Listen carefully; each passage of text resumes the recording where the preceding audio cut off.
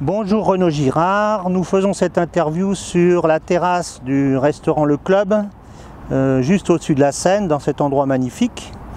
Alors suite à la conférence que vous avez faite le 6 juin pour notre club HEC Géostratégie sur le thème « Les piliers de la stratégie chinoise », nous avons convenu ensemble d'initier un partenariat.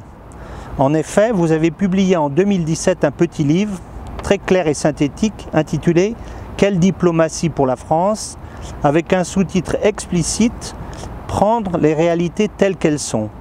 Pour développer ces thèmes, nous avons convenu de publier 1 ou 2 fois par mois sur notre site HEC une chronique de votre part assortie d'une carte explicative élaborée par notre ami Christophe Chabert, membre du bureau du club HEC Géostratégie. Pourquoi, à votre avis, est-il si important de médiatiser aujourd'hui sur ce que devraient être les bases d'une bonne diplomatie pour la France et quels sont les dangers qui nous guettent à refuser de prendre les réalités telles qu'elles sont? Bien, je suis effectivement favorable au retour au réalisme en politique étrangère et il faut prendre effectivement les réalités telles qu'elles sont. C'est une phrase très célèbre de Gaulle en 1964 lorsqu'il décide de reconnaître la Chine populaire. Je vais donner un exemple. Il fallait prendre les réalités telles qu'elles sont sur l'affaire libyenne.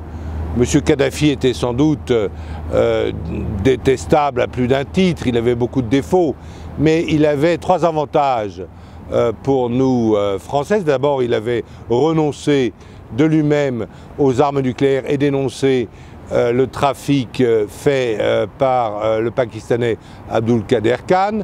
Là, le deuxième avantage qu'il avait pour nous, c'est qu'il était prêt à lutter et qu'il luttait contre le trafic d'êtres humains en collaboration avec l'Union européenne. Nos hélicoptères ont détruit les radars le long des côtes libyennes qui empêchaient les trafiquants d'êtres humains d'opérer. Et puis, la troisième avantage qu'il avait pour nous, c'est qu'il luttait contre l'islamisme. Alors, nous l'avons tué, en fait, Kadhafi, et nous n'avons pas fait preuve de réalisme. Nous avons pensé que nous allions créer une Libye démocratique et meilleure qu'elle l'était sous Kadhafi, et nous avons simplement créé le chaos. Nous avons oublié qu'il y a pire que la dictature politique, il y a l'anarchie, et qu'il y a même pire que l'anarchie, il y a la guerre civile.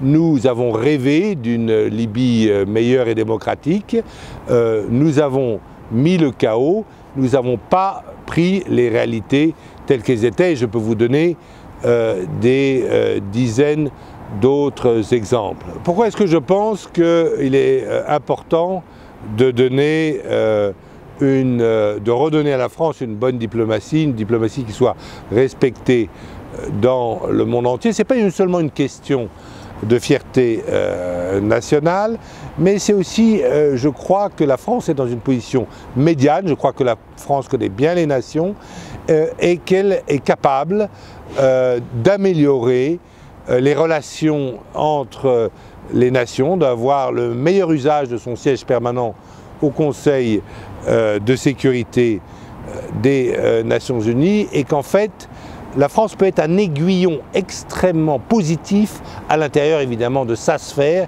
qui est la sphère occidentale. Un peu comme De Gaulle l'a été, lui qui a en fait été toujours du côté des Américains quand il y avait une crise extrêmement grave, comme les crises de Berlin de 1959 ou 1961, ou comme la crise des missiles de Cuba de 1962, mais qui a su critiquer la guerre américaine au Vietnam, qui a su critiquer le privilège exorbitant du dollar, qui a su redonner à la France son indépendance stratégique en faisant en sorte que l'armée française n'obéisse plus à des généraux américains, etc., et qui a été respecté puisque c'est grâce à De Gaulle qu'il y a eu les accords de paix sur le Vietnam qui ont été signés en France. Donc je pense qu'en fait, on peut être un aiguillon si on n'est pas aligné sur les États-Unis,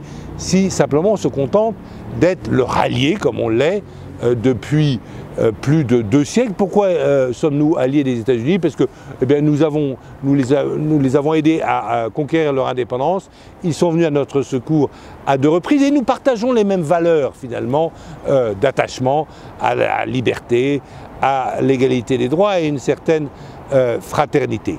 Mais je pense qu'il y a une voie française propre et que cette voie doit reposer sur son indépendance et qu'elle doit dire les choses comme elle les pense. Je pense par exemple que notre politique extrêmement dure de sanctions à l'égard de la Russie est mauvaise. Certes, la Russie a commis des fautes, elle a commis des fautes au Donbass en attaquant et en battant l'armée ukrainienne à 2 reprises dans cette région orientale de l'Ukraine qu'on appelle le Donbass, mais à moyen et long terme, de manière civilisationnelle, les Russes sont nos alliés. Il faut ramener les Russes dans la famille européenne et de croire qu'on va faire changer la stratégie russe par des simples petites stratégies, une simple petite stratégie de sanctions commerciales, alors que la Russie est un pays qui a résisté pendant 1000 jours au siège de Leningrad par l'armée allemande,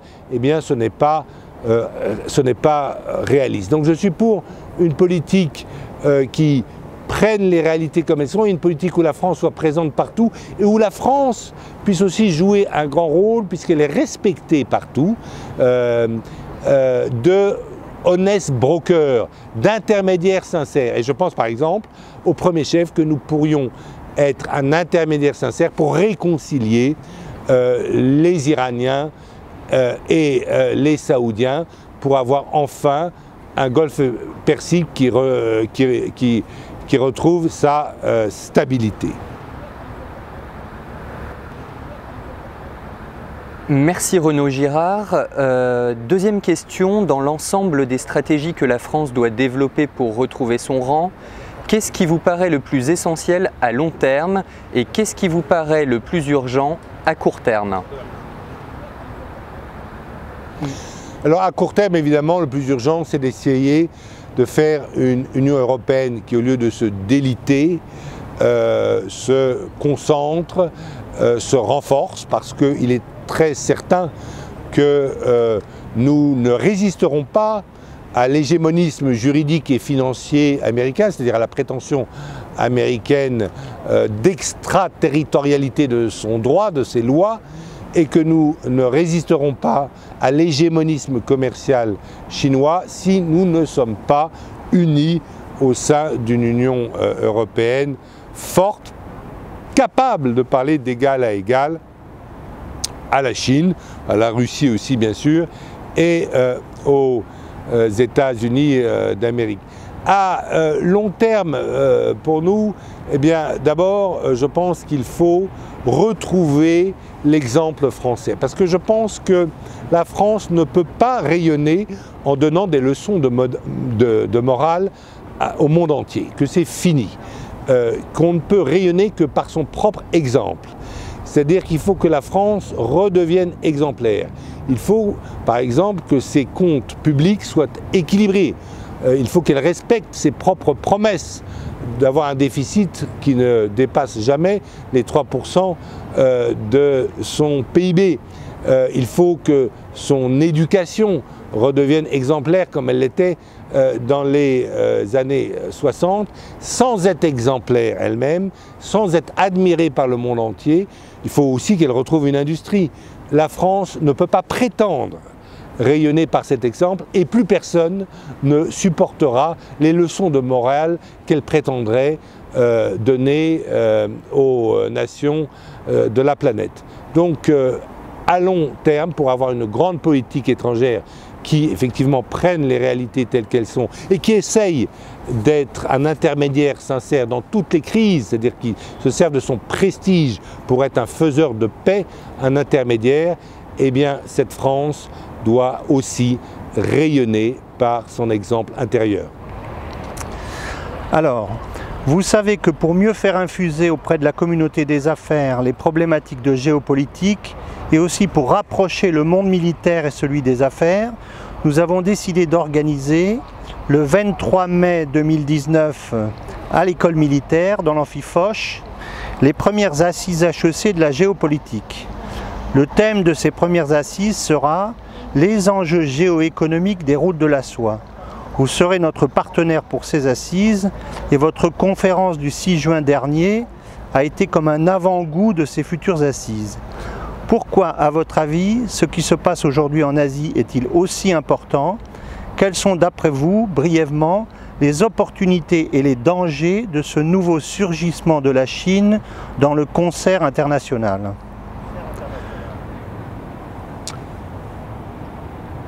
Au XIXe siècle, c'était l'Europe qui était le centre de l'industrie mondiale, bientôt rejoint par les États-Unis. Donc on a une sorte de couple Amérique-Europe qui était le centre de la manufacture mondiale. Et aujourd'hui, l'Asie est en train de remplacer à la fois le continent européen et le continent américain. En tout cas, la Chine est devenue la première puissance manufacturière du monde. Donc l'Asie, dont la population va être de plus en plus riche et de plus en plus instruite, évidemment, va devenir le grand continent de l'avenir. Vous pouvez dire que le XXe siècle a été le siècle des États-Unis, comme le 19e a été le siècle de l'Angleterre et le 18e le siècle de la France, et le 17e le siècle de la Hollande, et le 16e le siècle de l'Espagne. Et bien le 21e siècle sera évidemment le siècle de la Chine. Alors comment, effectivement, face à cette Chine qui a une vraie stratégie, qui est une stratégie à 30, 40, 50 ans, qui est dirigée évidemment, décidée par le parti, par son président, mais qui est suivie par tous les hommes d'affaires chinois, par l'ensemble du secteur privé chinois, de cette stratégie des routes de la soie, One Belt, One Road. Comment nous allons répondre à cette stratégie? Hélas, on ne voit pas pour le moment de stratégie européenne à la mesure de la stratégie chinoise. Vous savez que les implantations chinoises sont extrêmement importantes en Europe déjà, au Portugal, en Grèce et dans beaucoup de pays européens. Que hélas, les Américains et les Européens, ça c'est un petit peu la faute de l'administration Trump, n'ont pas réussi à avoir une politique, une stratégie commune face à cette montée en puissance de la Chine, que donc je pense que cette réunion que vous organisez est très bienvenue, parce qu'il est temps que les Français, mais aussi évidemment les Allemands, les Italiens, les Anglais, les Américains, réfléchissent à une stratégie aussi élaborée que la stratégie chinoise et à aussi long terme, réfléchissent à comment y répondre, parce que ça sera un grand match. Je pense qu'il va rester pacifique. Je ne crois pas forcément à un piège de Thucydide, c'est-à-dire qu'un affrontement commercial qui déboucherait sur un affrontement guerrier. Les Chinois ne sont pas un peuple de guerriers, ils sont un peuple de commerçants, ils ont toujours préféré le commerce à la guerre, mais cet affrontement commercial va avoir lieu et je pense qu'il faut s'y préparer. Renaud Girard, je vous remercie.